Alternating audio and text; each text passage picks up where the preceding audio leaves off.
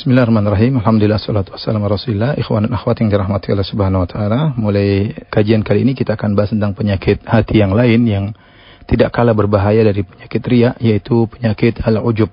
Ujub ya. Ujub dan riya sama-sama lawan daripada keikhlasan. Kalau orang riya atau orang ujub berarti dia tidak ikhlas.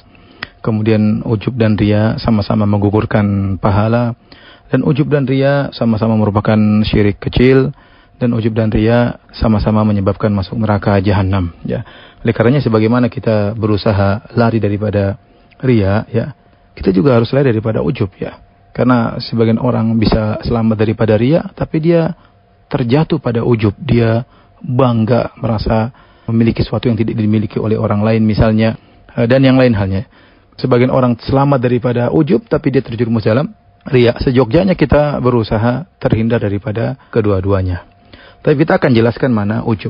Secara bahasa, apa yang dimaksud dengan ujub? Ujub kalau kita kembali kepada kamus-kamus bahasa Arab, dia hampir-hampir maknanya mirip dengan al-kibar, dengan kesombongan. Ini secara bahasa, yaitu yang menunjukkan tarofu, menunjukkan suatu ketinggian, ya, itu merasa tinggi dalam dirinya, ya. Adapun secara istilah maka dikatakan oleh Al-Jurjani, al-ujbu huwa ibaratun an tasawwur istiqaqi syakhsi rutbatan la yakunu mustahiqan laha.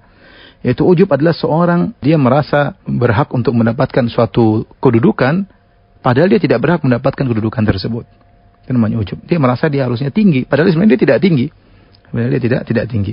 Al-Ghazali berkata, al-ujub huwa isti'dhamun ni'mah wa rukun ilaiha ma'a nisyani idhafatiha ilal mun'im.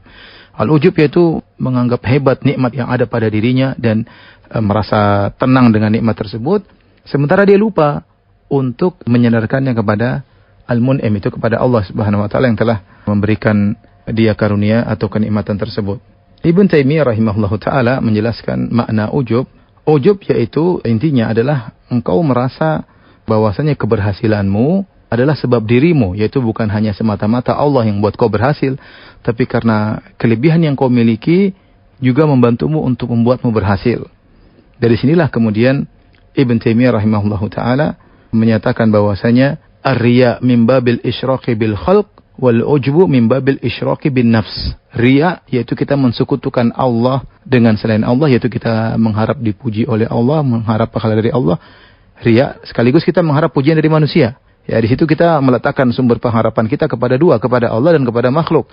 Makanya kita menampakkan amalan soleh kita agar dipuji oleh orang. Di sinilah kita melakukan syirik, mensekutukan Allah dengan manusia, entah dengan pejabat, entah dengan siapa yang kita harapkan pujiannya, kita berharap pengakuannya. Jadi riya adalah mensekutukan Allah dengan orang lain yang kita harapkan pujiannya. Adapun ujub adalah kita mensekutukan Allah dengan diri kita, ya. Seakan-akan keberhasilan yang kita peroleh ini, misalnya seseorang kaya raya, dia kaya raya kemudian mengatakan, saya kaya karena saya banyak pengalaman, karena saya cerdas. Nah, ketika itu dia seakan-akan meletakkan posisi dia kerjasama dengan Allah yang membuat dia berhasil. Disinilah nilai ujub. Disinilah kita katakan ujub adalah syirik kecil. Kenapa? Karena dia menyandingkan dirinya sendiri dengan kelebihan yang dia miliki, dengan kecerdasan, dengan pengalaman, sehingga membuat dia berhasil. Padahal kita tahu, ikhwan dan akhwat yang dirahmati Allah Subhanahu wa taala, bahwasanya keberhasilan kita murni dari Allah Subhanahu wa taala. Benar kita berusaha adalah sebab, tapi itu bukan menentukan akibat. Yang menentukan akibat keberhasilan hanya Allah Subhanahu wa taala. Sebagai bukti saya katakan ya, bahwasanya betapa banyak orang yang lebih cerdas daripada kita, namun hidupnya tidak senikmat kita. Betapa banyak orang yang punya pengalaman luar biasa, bahkan bekerja di berbagai macam perusahaan, tapi dia tidak merasakan kenikmatan seperti kita.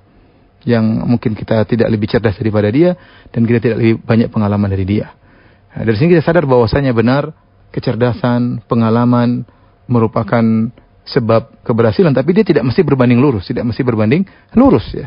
Yang menentukan keberhasilan hanyalah Allah Subhanahu wa taala. Dan ujub juga berkaitan dengan masalah agama ya, jangan sampai kita tatkala kita berhasil dalam berdakwah, kemudian kita menyandarkan karena kita yang pintar, karena kita yang pandai mengkoordinir, enggak.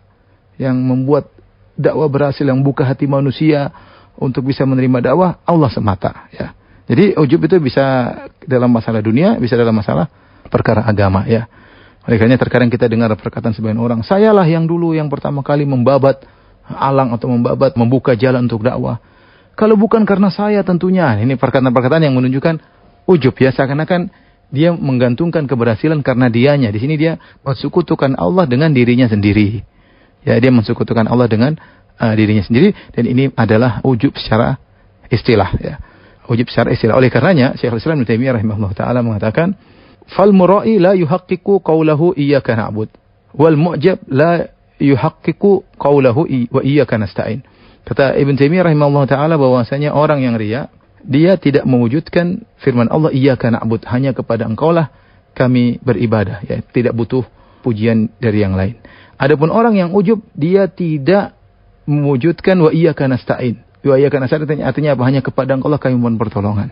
Yaitu kita menyadari bahwasanya segala keberhasilan kita dalam urusan dunia maupun urusan agama semuanya murni pertolongan Allah Subhanahu wa taala. Ketika kita merasa kita punya andil dalam keberhasilan tersebut, maka sungguhnya kita tidak mewujudkan firman Allah wa iyyaka nasta'in, hanya kepada Engkau mohon pertolongan.